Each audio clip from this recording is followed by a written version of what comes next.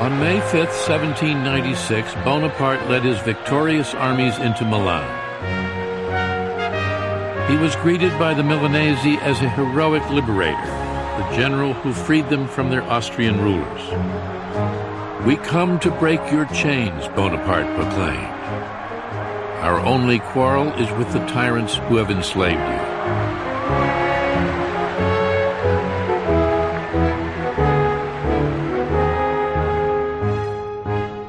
He was more than a general now. He had made himself the head of a provisional Italian government. With an exalted sense of his own destiny, he was determined to follow his star to the heights of power. Great men become great because they have been able to master luck, Bonaparte said. What the vulgar call luck is a characteristic of genius.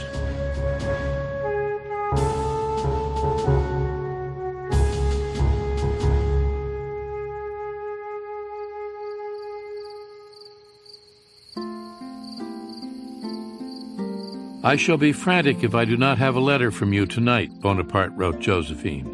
500 or 600 of the prettiest women in Milan have tried to please me, but I could see only you.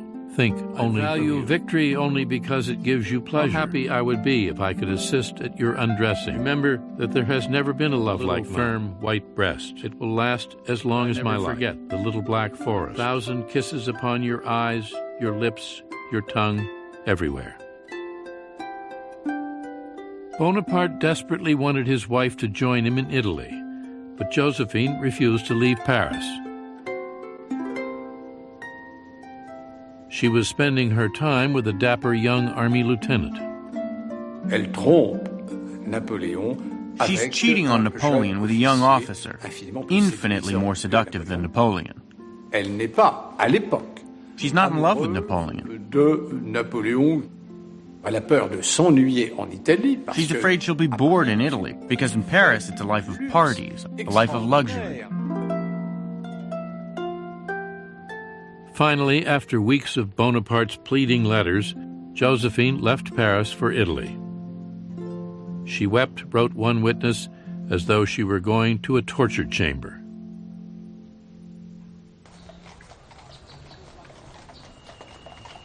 She arrived at Milan's Serbelloni Palace to find that her husband had filled it with flowers in her honor.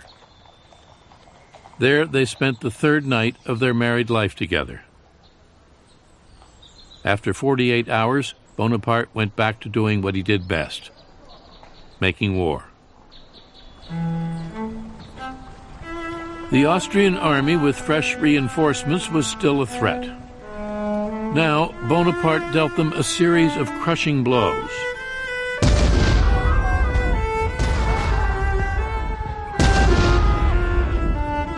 Finishing them off in January 1797 in a 3-day battle at Rivoli, 60 miles west of Venice. His victories in Italy began the legend of his invincibility, immortalized in a series of romantic paintings. Bonaparte was not only a warrior, he was also a shrewd propagandist. Bonaparte, dès ses premiers succès, From his first triumphs, Bonaparte understood that it's not enough to win victories. il utilise l'image. He uses images to make sure that his victories in Italy are widely publicized in France. Connu en France. He understood that art is also a means of propaganda. Il commande un tableau. He orders a painting after a victory. Il ordonne. He dictates the theme, Il ordonne the layout of the characters. des personnages. Il va même jusqu'à He imposer. even orders the dimensions of the frame. Napoléon, d'emblée, From the very beginning, Napoleon gave himself an image. il a d'emblée arrangé He created his own history. Il crée une presse. He created his own newspapers, France and the Army of Italy, and the Newspaper of the Army of Italy, which exalt his victories. C'est Bonaparte lui-même qui rédige. Bonaparte himself actually wrote some articles. He himself wrote, "Bonaparte flies like lightning and strikes like a thunderbolt." Bonaparte vole comme l'éclair et frappe comme la foudre.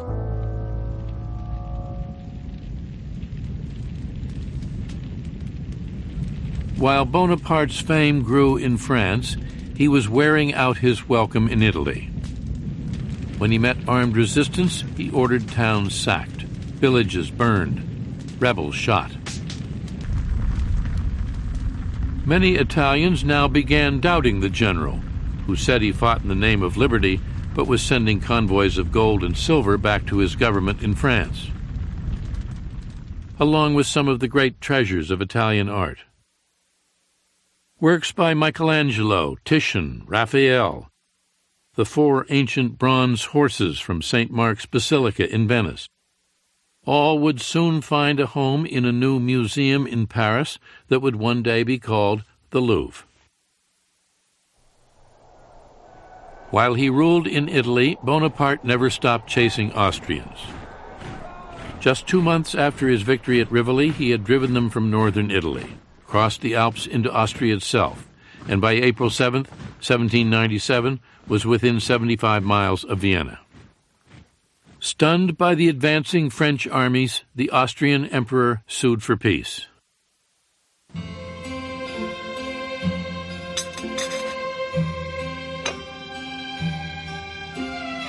Bonaparte himself negotiated with the Austrian diplomats. He wanted Belgium, the left bank of the Rhine, and a new republic to be allied with France carved out of northern Italy. When the Austrians objected to his demands, he turned on them in a rage.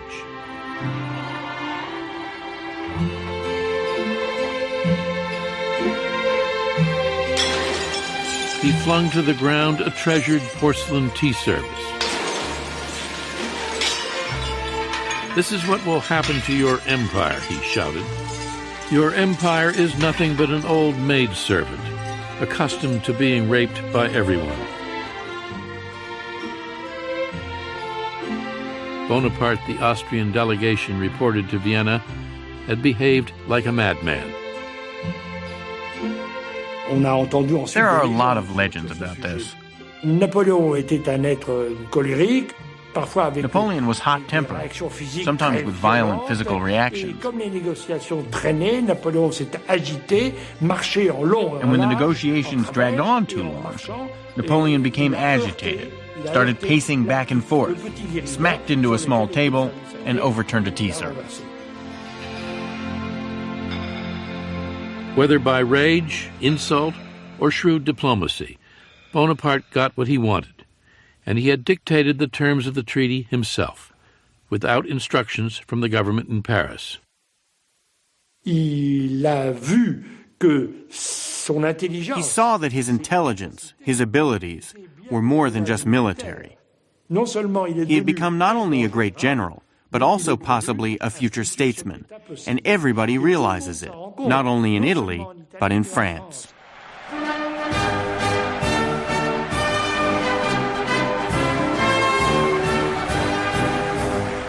At the end of 1797, 28-year-old Napoleon Bonaparte returned to Paris and handed the government a treaty which brought a fragile peace to the continent of Europe. Now only Great Britain remained at war with France. In just 1.5 years, he had taken his dispirited, tattered soldiers, marched them hundreds of miles, and defeated the army of the Empire of Austria without ever losing a battle.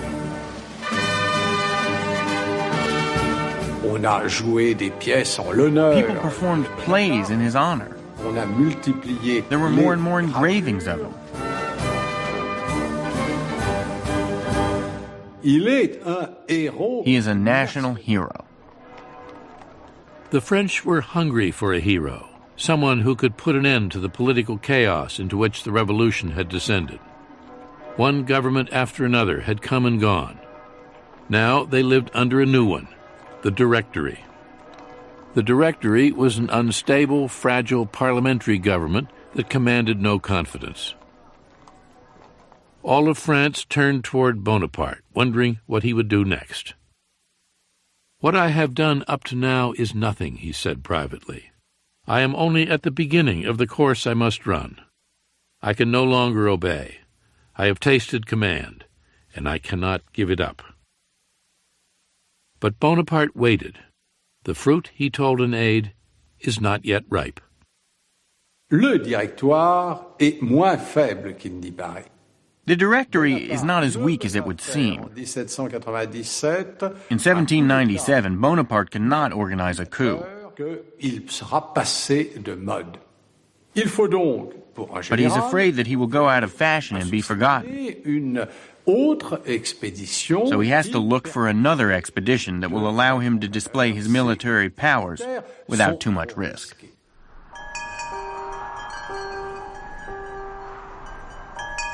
While Bonaparte waited for the right moment to seize power, he set his sights on new glories in the exotic East. He eluded a British fleet, and on July 1st, 1798, landed with 35,000 soldiers in Egypt. France was still at war with Great Britain, and Bonaparte hoped to disrupt British trade routes to India.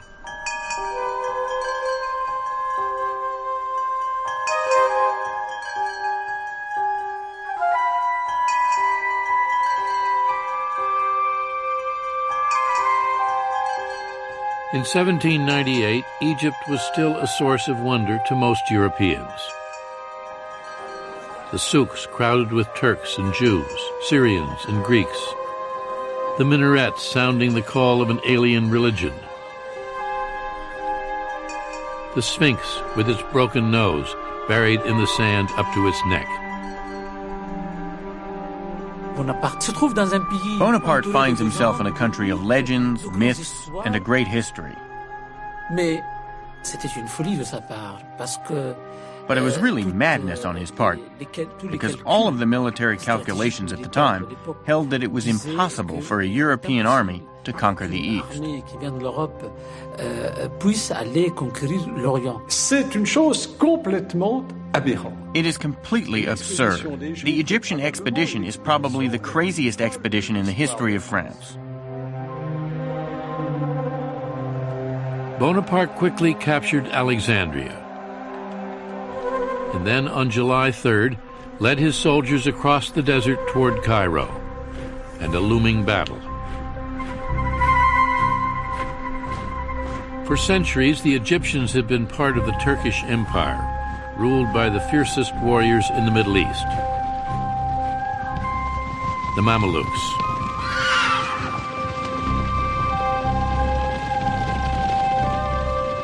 Remarkable for their courage, pride, and cruelty, the Mamelukes waited fearlessly for the French armies. One Mameluke prince called them donkey boys. "I will cut off their heads," he said, "like watermelons in the fields." They weren't afraid of Napoleon at all. The Mamelukes were brought up with fierce principles of courage and chivalry. Fear was not part of their tradition.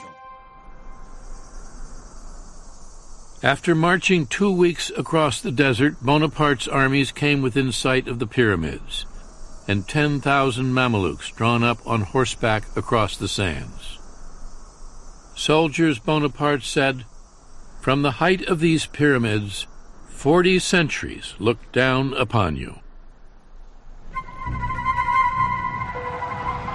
The Mamelukes charged. They start, it was said, like lightning, and arrive like thunder. The Mamelukes are beautiful, magnificent, their horses rearing, plunging.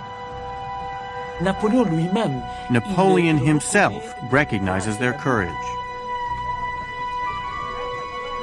Bonaparte's men stood in tight formation and held their fire until the Mamelukes reached within 50 paces of their ranks.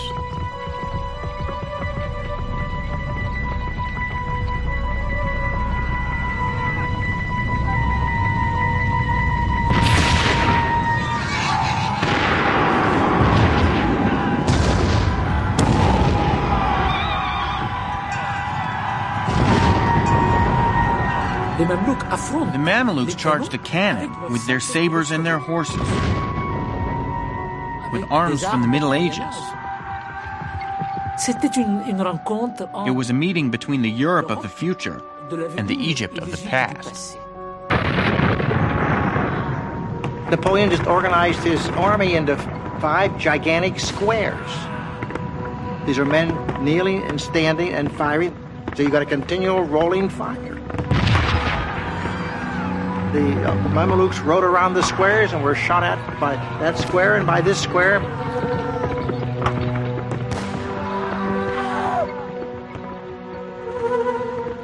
The French lost 30 men. The Mamelukes lost probably 5,000 or 6,000.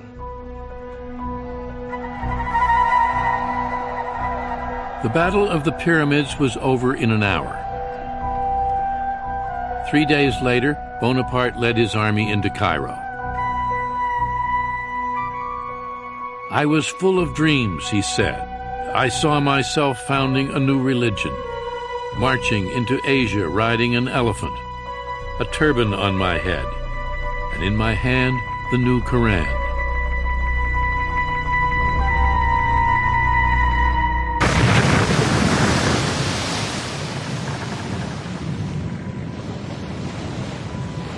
But Bonaparte's dreams of empire were quickly shattered. The British Admiral Horatio Nelson caught the French fleet anchored off the Egyptian coast and blew it to pieces. Bonaparte and 35,000 soldiers were trapped in Egypt. The only link that he had with France were his ships, his fleet of warships. You can imagine what a disaster this was. He was forced to stay in Egypt and live with the Egyptians, to find his bread and water in Egypt, and even find ammunition for his weapons in Egypt, to live in Egypt.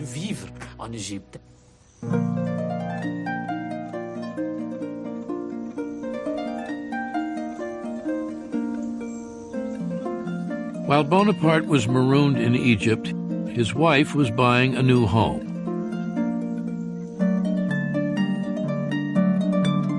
A manor house 6 miles from Paris called Malmaison.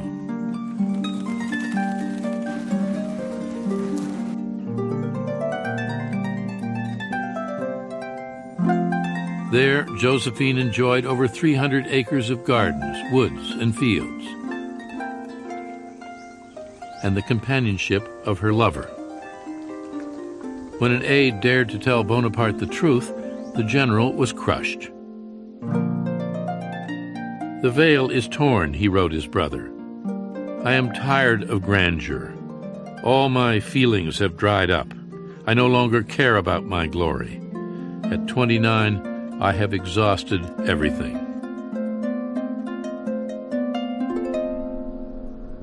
Furious, he took the wife of one of his officers for a mistress. His friends called her the general's Cleopatra. Cut off from France, Bonaparte remained undaunted. Installed in a palace in Cairo, he imagined himself an Eastern potentate, following in the footsteps of Alexander the Great. He came to Egypt at the head of an army, and suddenly he found himself at the head of a nation. And it's not just any nation. It's Egypt.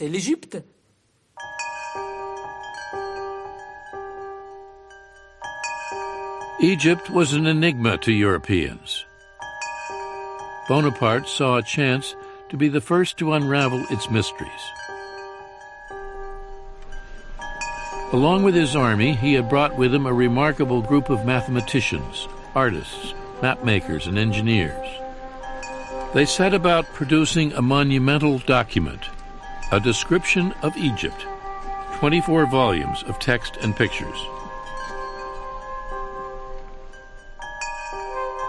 They studied the crocodile and the ibis, music and mummies, surveyed temples and tombs, and measured the dimensions of the Sphinx. One scientist found a new species of blue water lily, another an unknown Nile fish. The most dramatic discovery of all was a big black stone with some puzzling inscriptions. The Rosetta Stone would prove to be the key to deciphering Egyptian hieroglyphics. The monumental volumes that were published by the scientists that went along with Napoleon to Egypt laid the foundation for this study of Egyptology. Today, the true conquests Bonaparte wrote, the only ones that leave no regret, are those that have been wrested from ignorance.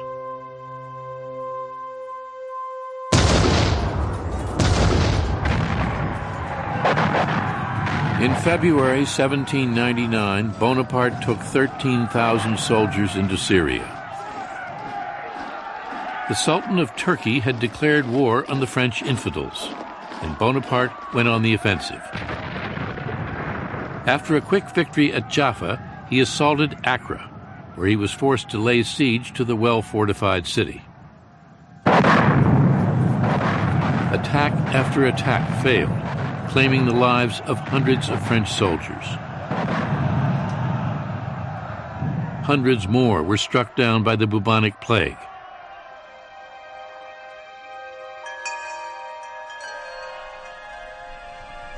Bonaparte abandoned the siege and retreated to Cairo with a dispirited army of sick and wounded men. The army was terribly demoralized. À mesure que le temps passe, on se demande pour quelle raison on se trouve en Égypte. La République n'est pas menacée. They began asking themselves, what are we doing here in Egypt?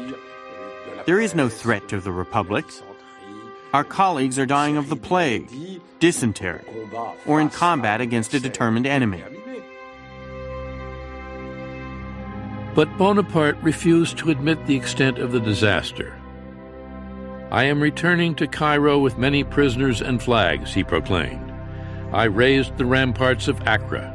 There is not a stone left standing. La campagne d'Égypte, cauchemar pour les soldats. The Egyptian campaign is a real nightmare for the soldiers, but Bonaparte glorified it in his propaganda in France. Les colporteurs proposent des images où l'on voit des palmiers. Peddlers sold pictures with palm trees, with pyramids, with a general covered by plumes who harangues his troops, who massacres the Mamelukes. All of this speaks to the imagination.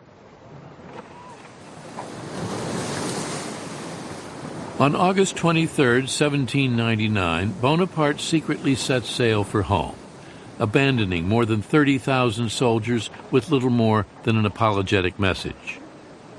Extraordinary circumstances alone have persuaded me to pass through enemy lines and return to Europe.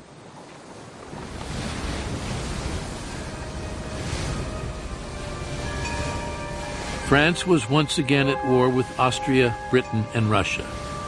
Civil war continued to tear the country apart. The government in Paris was in disarray. Already there were rumors of an impending coup. Bonaparte dreamed of rescuing France, but feared he had not moved fast enough. All great events hang by a hair, he told an aide. I believe in luck, but the wise man neglects nothing which helps his destiny.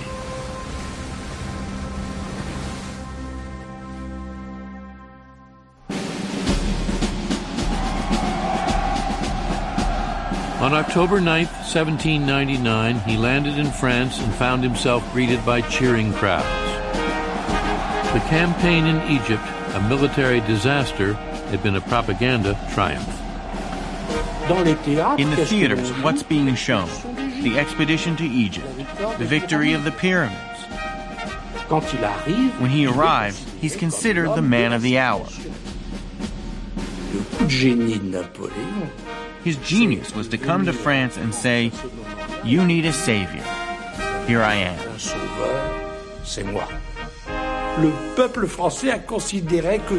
The French people believed that Napoleon was destined to do great things. In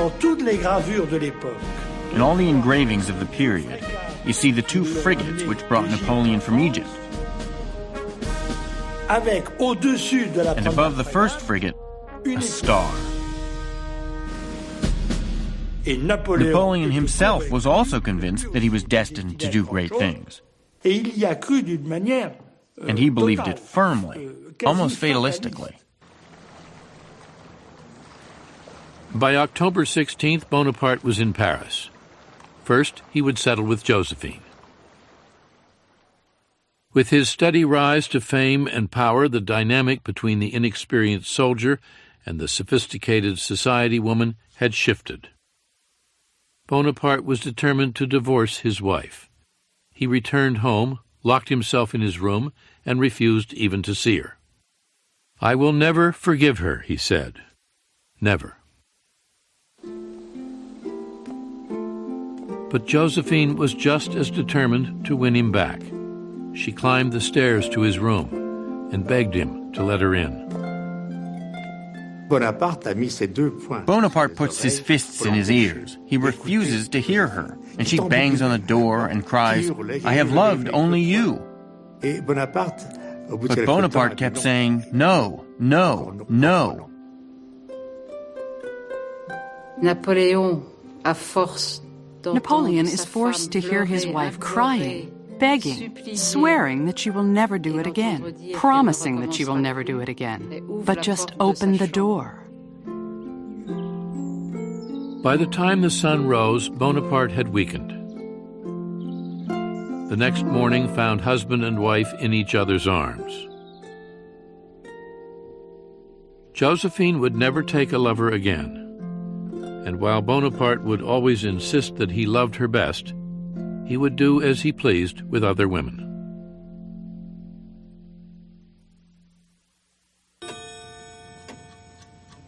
Back in France, less than a week, Bonaparte saw that the time had come to act. Solemnly deliberating in the Luxembourg Palace, the Directory was about to be swept aside. The debt from 8 long years of war was mounting. Draft evasion rampant. Bandits roamed the highways and the countryside. The government seemed powerless. Already there were schemes to overthrow it. As the crisis ripened, Bonaparte determined to find a way to seize power for himself. His moment, he knew, had arrived. He allied himself with one of the plotters, a member of the Directory, Emmanuel Sieyès, who needed the support of the popular young general. This coup that Sieyès plans is a parliamentary coup, a political coup.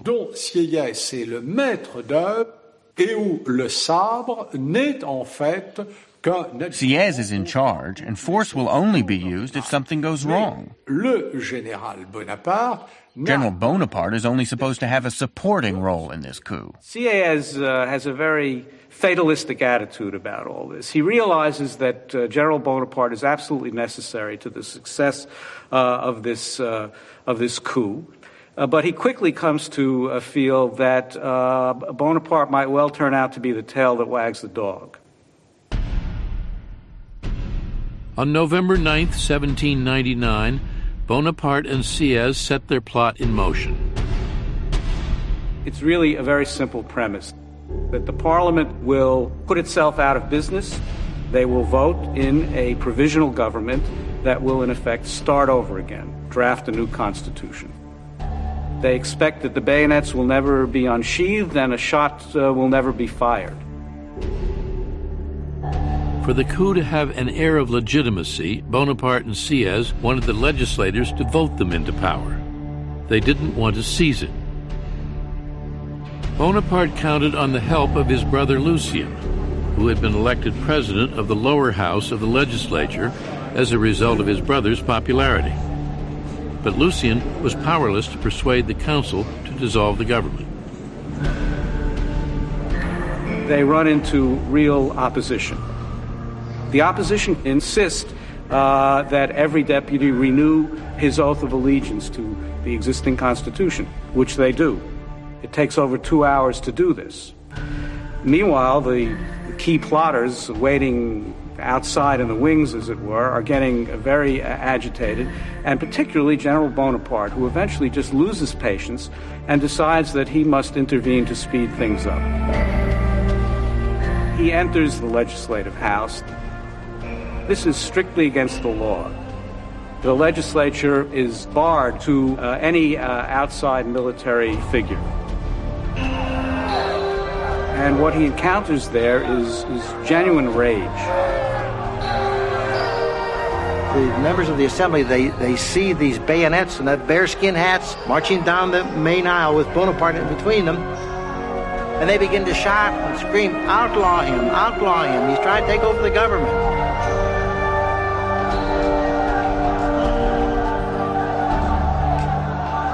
And his brother, Lucien, said, wait a minute, my brother's not trying to take over the government. Calm down. And they say, we want him outlawed. Bonaparte never gets to utter a word to the deputies, and he is in effect hustled out by the grenadiers who had come in with him, and is quite badly shaken by this. Bonaparte had bungled. The coup seemed lost. His chance for power finished. When some of his own soldiers began to doubt their general's intentions, his brother Lucien took control of the chaotic situation. Lucien sees that Napoleon is going to miss the moment. He has the drums beat. He draws his sword. He walks over to Napoleon. He presses the point of the sword, Napoleon's chest, and he said, believe me, soldiers of France, if Napoleon aspired to take over the government, to be dictator, I'd run him through.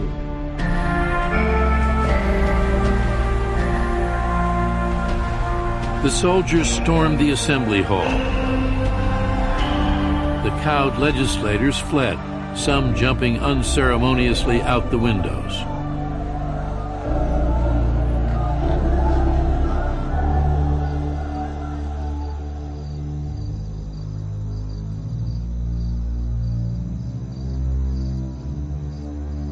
At 2 o'clock that morning, a small rump of the council, in league with the plotters, reassembled and voted into law a new provisional government with 3 provisional consuls at its head.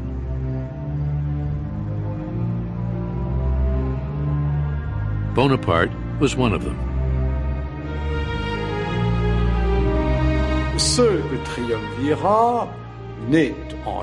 This triumvirate is only a facade. The parliamentary coup had become a military coup. And the strong man is no longer Sieyès, now it is Bonaparte. Within weeks, Bonaparte outmaneuvered the other consuls, rewrote the constitution, and made himself head of state under the title First Consul. As the year 1800 began, Napoleon Bonaparte, 30 years old, was the most powerful man in France. The revolution, Bonaparte said, is over. And then he added, I am the revolution. The revolution is safe on my watch. I am the product of the revolution myself, but the chaos and uncertainty of revolution was going to be over. People should go back to their private interests, their private concerns. And the new government will provide the order and the stability and the strength to allow that to happen.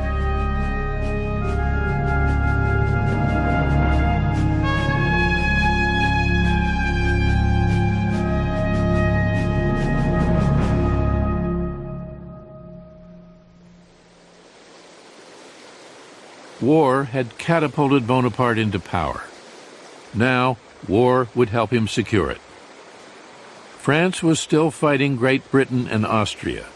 Bonaparte conceived a daring plan to catch the Austrians by surprise. In the spring of 1800, he took his soldiers over the Alps. 40,000 men, field artillery, trekking across treacherous layers of snow and ice through the great St. Bernard Pass.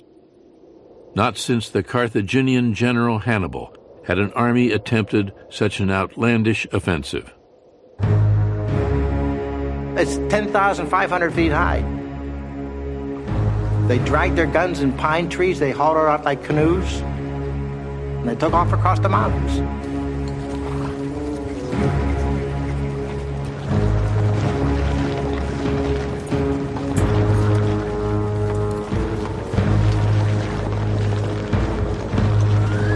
On May 20th, Bonaparte made the crossing himself.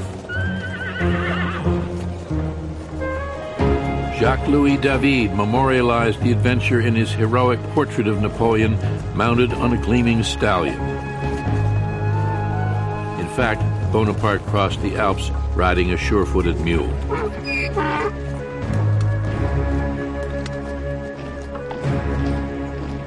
It took the general and his army just 6 days. On the morning of June 14th, he faced the Austrians at Marengo, 45 miles from Milan.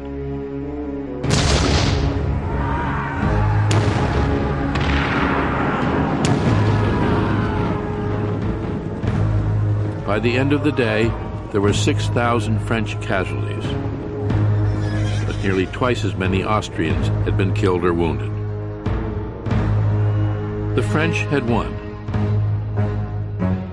"My power depends on my glory," Bonaparte said, "and my glory on my victories."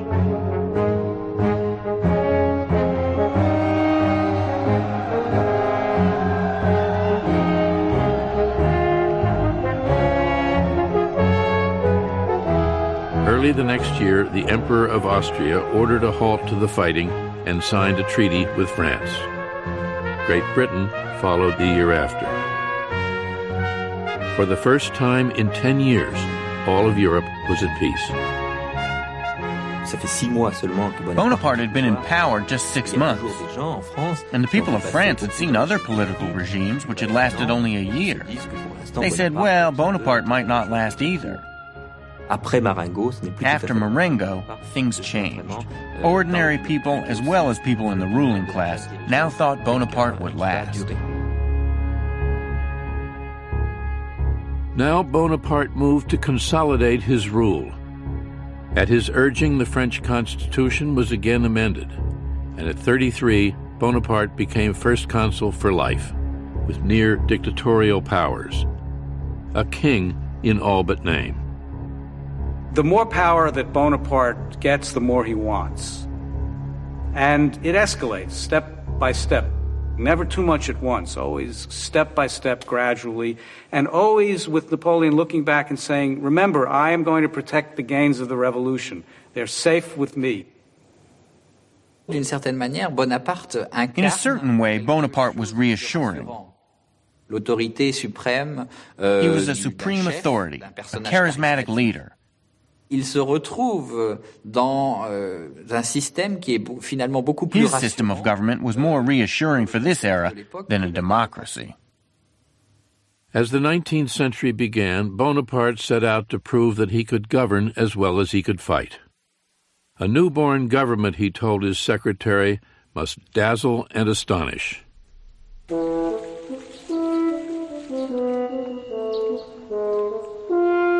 He built new parks, bridges and quays along the Seine, canals, reservoirs, and roads.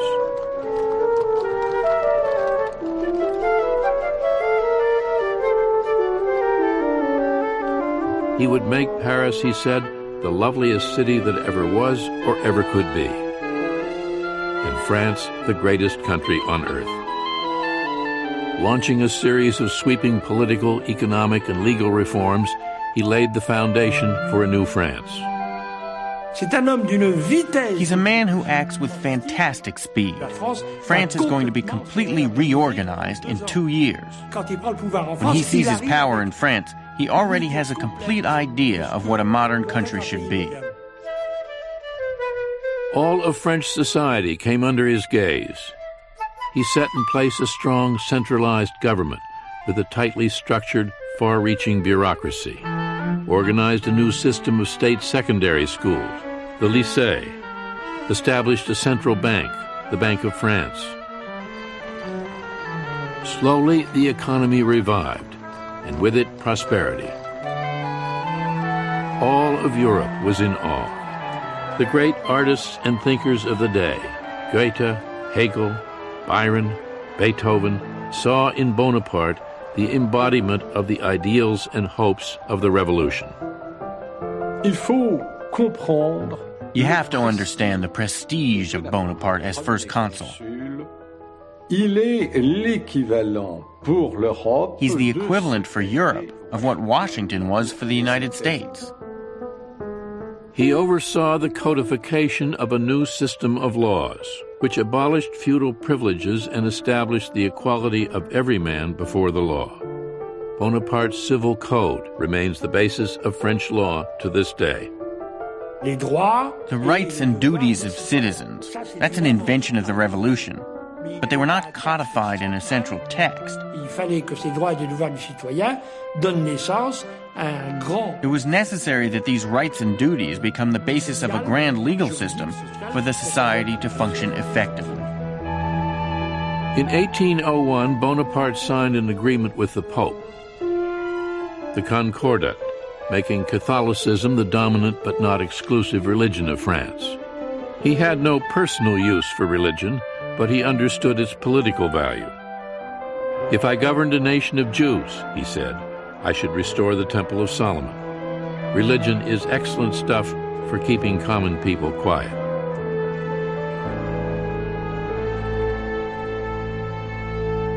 Bonaparte ruled with the carrot and the stick.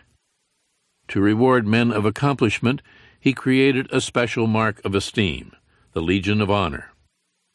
My motto has always been, he said, a career open to all talents, without distinctions of birth. He believed in equality. A man should have the chance to rise on the basis of his ability, just as he had done. But he had no patience with those who demanded liberty.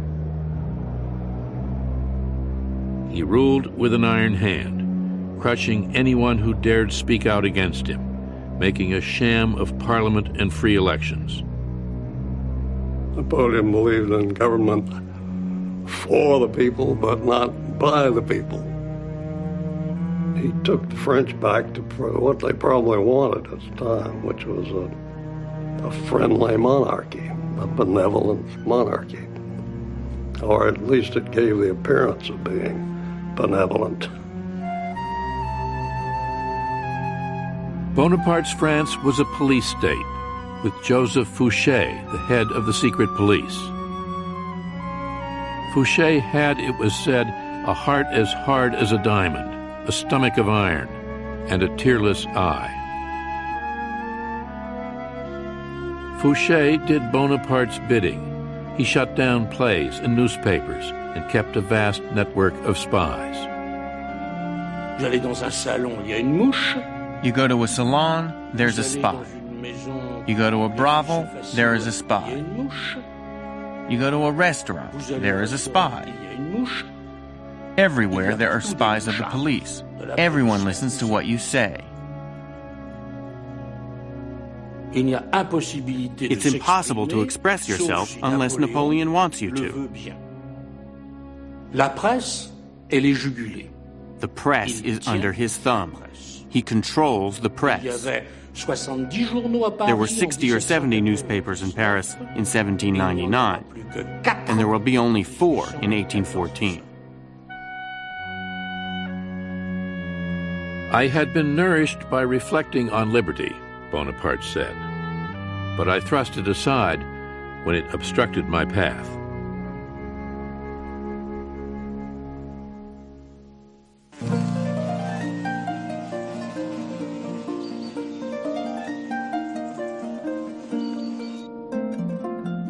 While Bonaparte ruled France, Josephine gracefully assumed the role of First Lady.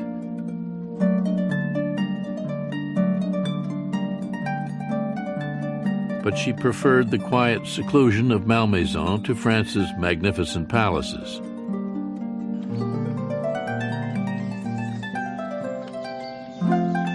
In deference to his wife, Bonaparte made Malmaison his countryside seat of government.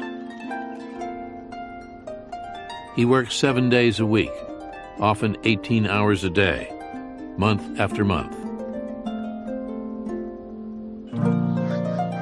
But if it could be said that he ever relaxed, it was at Malmaison with Josephine.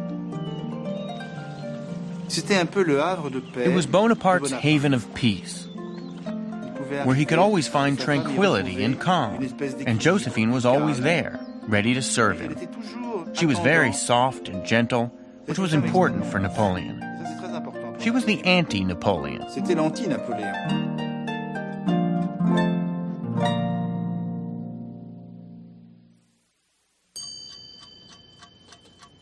In 1803, France was still at peace, and Bonaparte was her absolute master.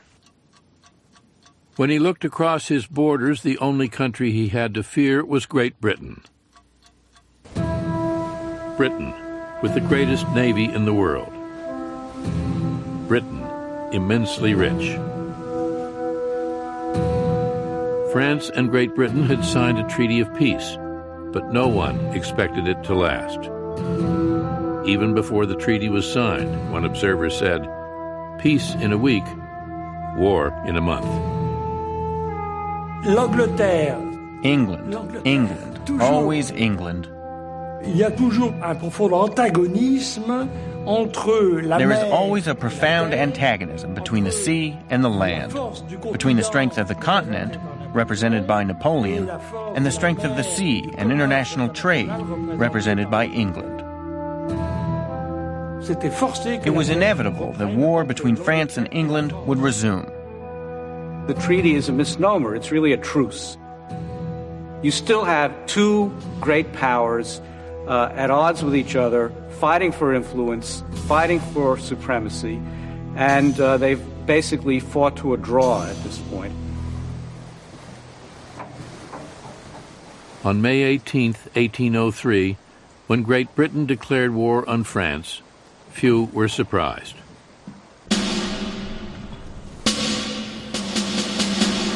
The two armies peered at each other across the English Channel, neither willing to risk battle. France held at bay by the British Navy, Britain afraid to send soldiers to fight on the continent. But as Bonaparte waited and readied his troops, his confidence in himself and his star remained unshaken. His victories had already made France larger than it had ever been. He was the most feared man in Europe, and his authority at home remained unchallenged.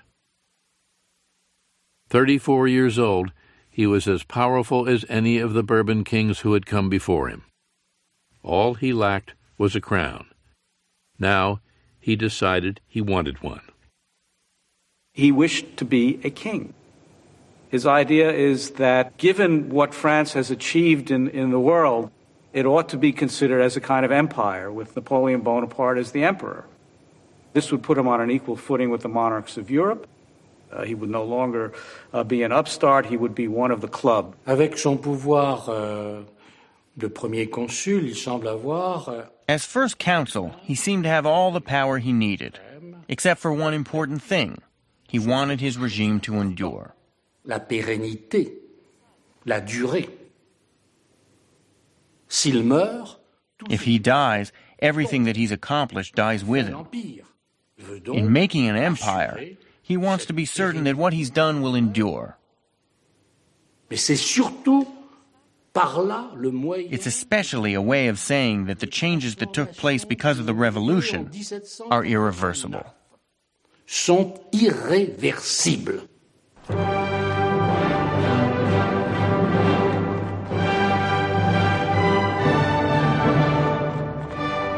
On December 2nd, 1804, the imperial procession made its way through Paris. A Senate proclamation and a vote of the people, both carefully arranged by Bonaparte himself, had given him what he wanted. He was about to become an emperor. As soon as a man becomes a king, he is set apart from all other men, Bonaparte said. I always felt that Alexander the Great's idea of pretending to be descended from a god was inspired by a sure instinct for real politics. In spite of the cold, 500,000 cheering spectators lined the streets.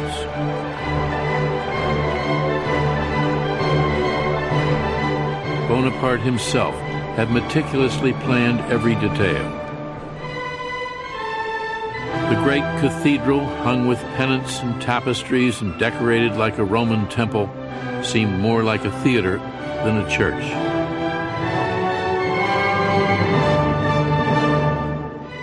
But Bonaparte wanted his elevation to glow with the aura of religion.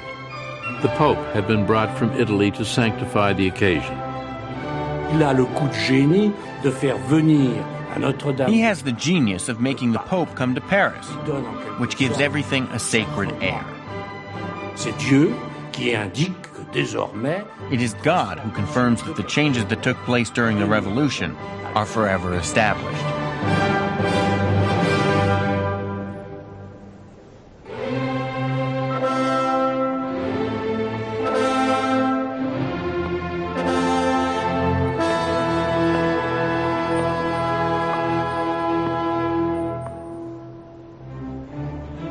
Slowly, Bonaparte and Josephine walked toward the two thrones that awaited them. His mantle, adorned with gold and precious jewels and weighing 80 pounds, was supported by his brothers. He looked, one spectator said, like a Caesar on a Roman coin. A little more than 10 years before, the French had beheaded a king. Now, they were crowning an emperor. Born upon the great tide of the French Revolution and the wars that followed in its wake, Bonaparte had turned his genius as a general and a statesman to the domination of France. Soon, he would turn toward the conquest of Europe. Already, he was planning an invasion of Great Britain to make him master of the island nation that dared defy him.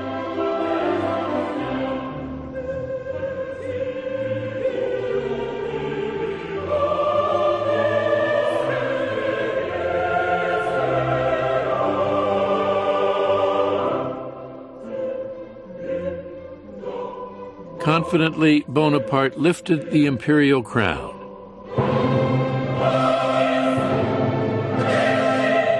And brought it to rest on his own head. Then he moved toward Josephine and crowned her his empress.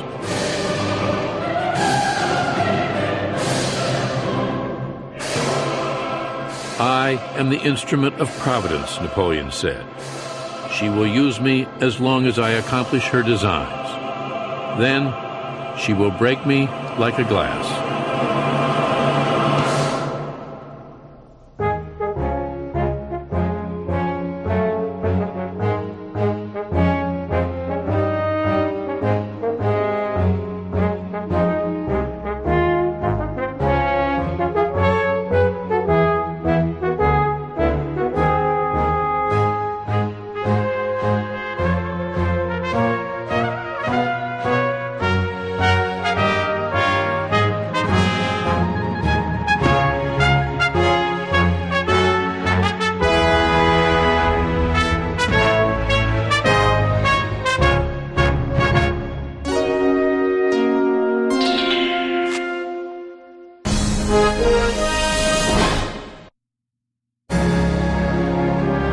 This program has been made possible by a grant from the National Endowment for the Humanities and by contributions to your PBS station from viewers like you.